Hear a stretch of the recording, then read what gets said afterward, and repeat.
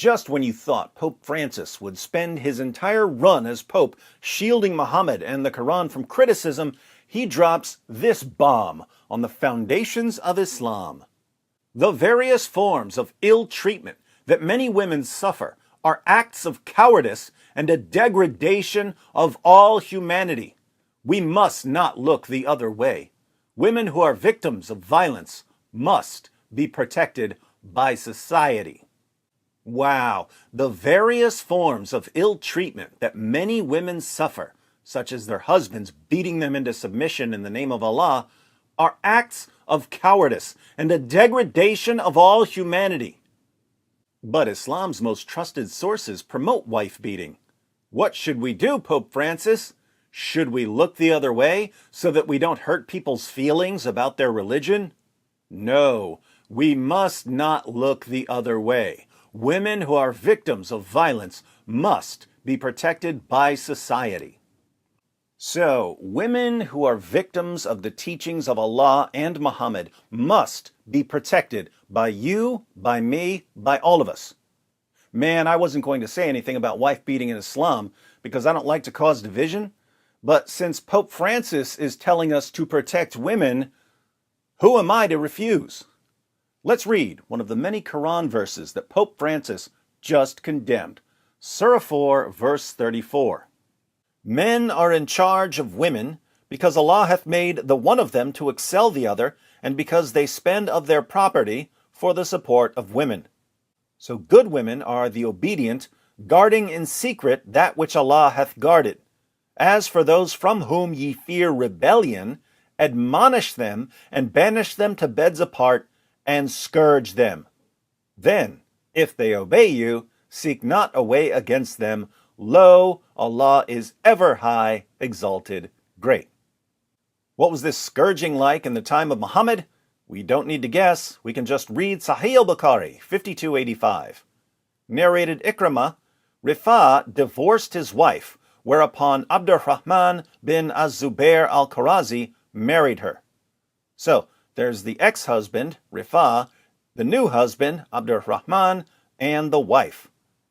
Aisha said that the lady came wearing a green veil and complained to her, the woman complained to Aisha, of her husband and showed her a green spot on her skin caused by beating. It was the habit of ladies to support each other, so when Allah's messenger came, Aisha said, I have not seen any woman suffering as much as the believing women. Look, her skin is greener than her clothes. Now I'm confused. It was the habit of ladies to support each other? Why would the ladies need to support each other against their husbands when their husbands all learned Islam directly from Muhammad? Wouldn't these be the best husbands in the world? Not according to Muhammad's child bride Aisha, who says, I have not seen any woman suffering as much as the believing women. According to Aisha, the mother of the faithful, whose first job was scraping all the semen off Muhammad's clothes before he headed to the mosque, Muslim women were treated worse than pagan women.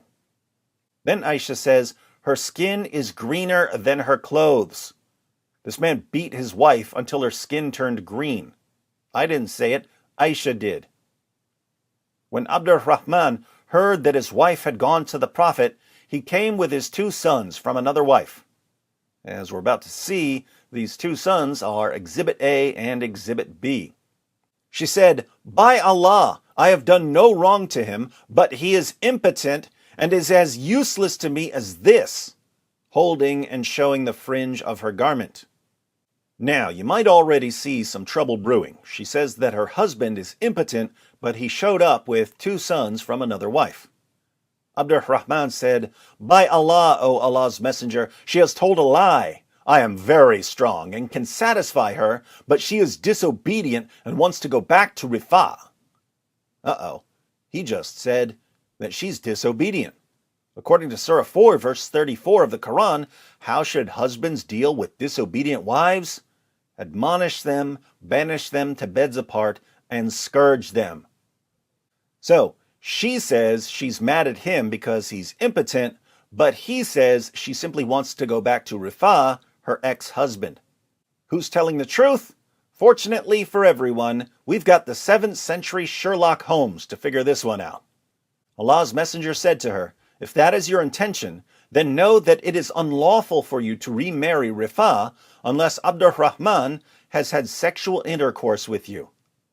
That's a serious problem for the woman. According to Islamic law, if a man divorces a woman and another man marries her, she can't divorce her new husband and go back to her old husband unless the new husband has sex with her. But the woman with the green skin says that her new husband is impotent, which means that he can't have sex with her, which means that she can never go back to her old husband. So, she's stuck with a man who likes to beat her until her skin turns green. Then the Prophet saw 2 boys with Abdurrahman and asked him, "Are these your sons?" On that, Abdurrahman said, "Yes." The Prophet said, "You claim what you claim, i.e., that he is impotent, but by Allah, these boys resemble him as a crow resembles a crow." In other words, the woman is lying. So, case closed. Shame on her for lying about her husband. Notice, Muhammad assumes that just because a man wasn't impotent years ago when he had 2 sons, he therefore can never become impotent. That's ridiculous. Of course you cannot be impotent when you're younger, but then eventually become impotent when you're older. So it's just his word versus her word on this. His word versus her word. She said he was impotent. He said she was lying because she wanted to go back to her former husband.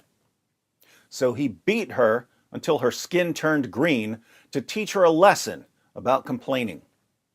And what was Muhammad's response? "Shame on you, woman, for lying about your husband. You deserve every beating you got." No wonder Aisha, the mother of the faithful, said that even pagan women were treated better than Muslim women. So, wife beating is perfectly acceptable. In Islam, Allah says so, Muhammad says so.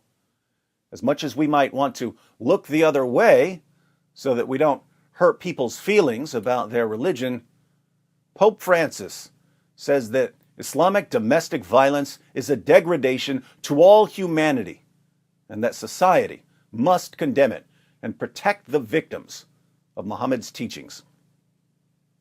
You know what? Pope Francis is right. It just backfired on you. It just backfired on you. This is a part of our religion. There's a reason to it. Yeah?